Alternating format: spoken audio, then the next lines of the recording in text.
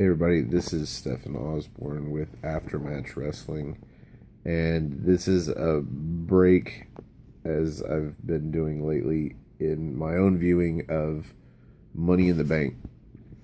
I just got done watching the WWE Championship match, and I felt the need to stop and go ahead and get my thoughts on this pay-per-view, at least so far, out now, because I am so severely disappointed so far. So severely disappointed in this pay-per-view.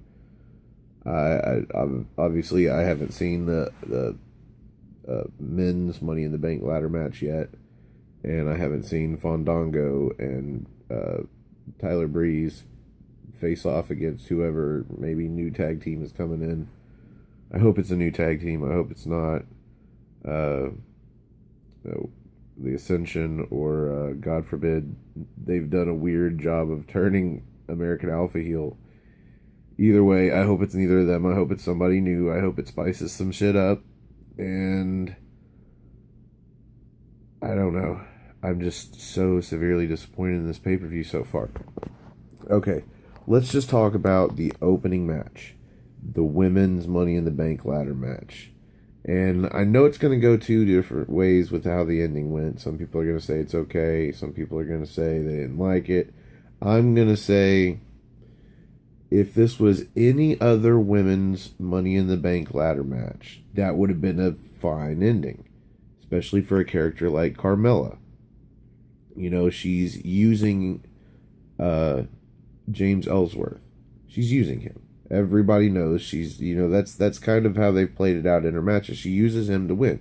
He does things for her. She won't even call him her boyfriend, but, he gets her wins. In this case, he got her the win. Any other match, though, other than this one, the first Money in the Bank ladder match for the women, that should not have been the ending, in my opinion. In my opinion, it should have been either clean or dirty. However, it should have been one of the women making it to the top of the ladder and unclipping the briefcase for herself.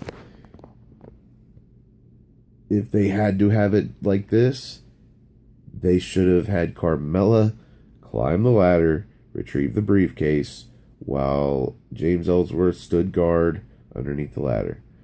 I understand that in this case, it's a little different. Basically, it wasn't long ago that Kane did that essentially for Seth Rollins, gave him the win. But this being the very first women's Money in the Bank ladder match, I feel like it should have been a legit ending of a woman climbing to the top and taking the briefcase down. I feel like they shit on this match. They built it up so many weeks in a row that it's the very first and the inaugural and everything else, and I wasn't sure that the cast that SmackDown has for the female division was the best one that they could have had for that match. I feel like, man, I guess I feel like Money in the Bank should have been a pay-per-view that both Raw and SmackDown had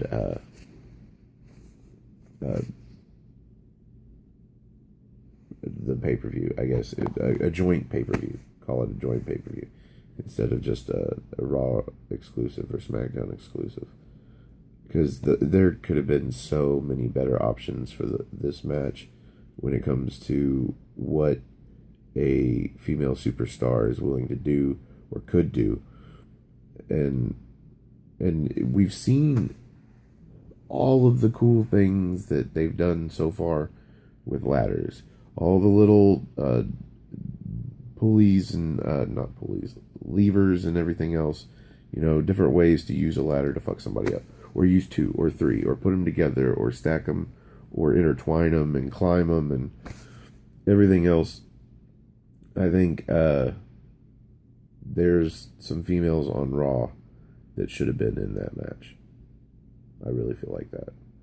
But how do you do that? And then do they get their title over there? Or Do they come to SmackDown because now they have the SmackDown Championship Money in the Bank?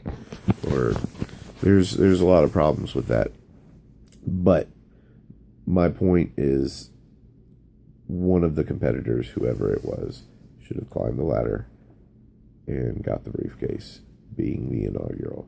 I know the inaugural men's match had Benoit nearly making it to the top, and it looked like he should have won, and then Edge gets in there with a chair, and I don't believe anything other than ladders had been used in that match up until that point. So it kind of felt like an illegal move using the chair, but it's not illegal. There's nothing illegal. And I guess JBL is kind of right when he says there's no rule against it. But in the inaugural men's, even still, even after Edge hit Benoit with the chair, which was kind of a weak way to finish the last guy off, like hit him with the chair and then hit him with a big ass move off the ladder. And I'm pretty sure that Edge didn't do that. I think he hit him with the chair and he fell off, and then Edge climbed the ladder. Even still, he climbed the ladder, he got the belt. There was nobody there climbing it for him that wasn't in the match and dropping the briefcase into his arms. That didn't happen, and tonight it did. And I'm extremely disappointed in that. I'm extremely disappointed in the finish to the championship match for the men's title. Probably not for the reasons that some people think or are mad about it. A lot of people probably think that, or they feel that Orton should have gotten the championship back, gotten his 14th championship reign in his hometown and everything else. Even though most of us are pretty aware that the odds, I don't even know if odds is a good way to put it since it's all predetermined, but the odds of a competitor winning in their hometown are never really very good. I think they do that purposefully, that most of the time when you notice, them talking about the hometown hero kind of guy, usually they lose their matches just so you don't automatically think they're going to win. And when they do win, it's kind of surprising. But in this case, it's not because of who won. I'm still a fan of Jinder Mahal in this role and in this new push. I'm a fan of it. He has not let me down so far, basically.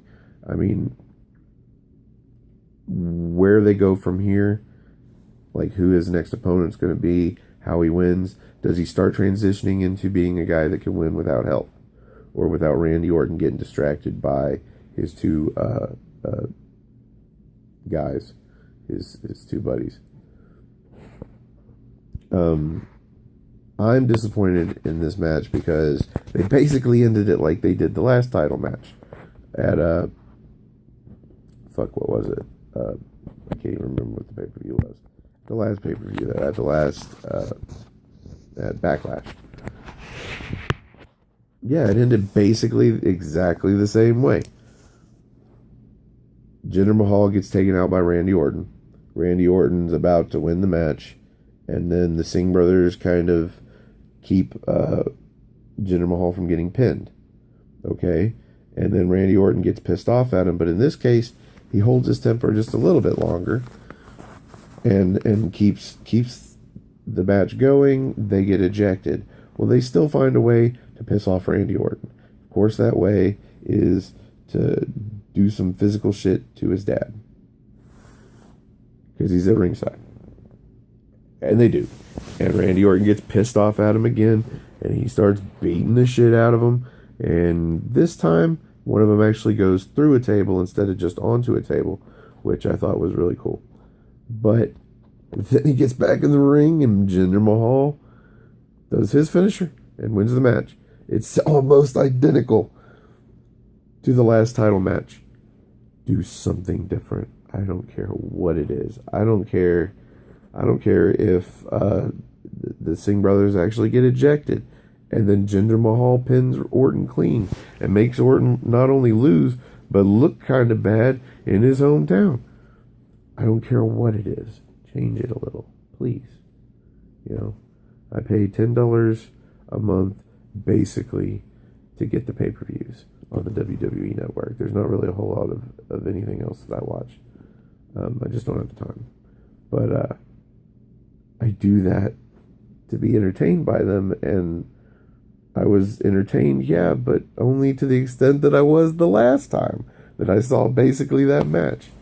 I think they need to make Jinder Mahal look a little more capable. Against a guy like Randy Orton, it makes sense to use the heel ruse of your two cronies in your corner. Because Randy Orton is a guy that really should be able to beat Jinder Mahal, even if Jinder Mahal is this, big new badass. What else? What else has happened on this pay-per-view? Let's see. We had the tag team match, which was, I guess, a little bogus, but you kind of have to lean two ways on this for me. On the one hand, the New Day is definitely should have been the winners. Because even if they pull shenanigans now and still remain face. They can do heel stuff in the ring and get cheap wins or get cheating wins and still remain face. The crowd stays behind them. They're all good with it. The last person I believe that was that popular that was able to cheat to win and that would have been giving it away, but to cheat to win and still get cheered by the fans was Eddie Guerrero. Lie, cheat, and steal. So the Usos walking out to keep the titles and keep the feud going, to me, makes sense. Because on the other side, I don't want the New Day to win in their first official tag team match on SmackDown. It does seem kind of unfair that even though that they are a great tag team and they were the longest reigning, that they would come on and immediately get a match without earning it at all. Even though SmackDown's the land of opportunity, it seems to be more directed to earned opportunity. And I feel like that was a good ending to the match, even though it's not a very satisfying ending to the match, because it was a really good match. There were times in the match that I was just like, wow, I can't believe they're delivering this. Well, not delivering, but giving them this much time to deliver this match.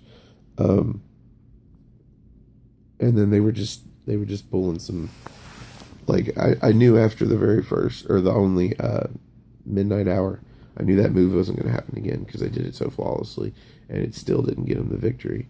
What I didn't know was that's because there was going to be no more match. So that wasn't fun. It wasn't very satisfying, but it was a really good match up until the unsatisfying ending, and I guess the ending makes sense. So I'm okay with it, kind of. Have there been any other matches? If there have been, I can't remember them. Maybe I'll cover them later. Until then, I'm going to restart and finish this pay-per-view. Bye, you guys.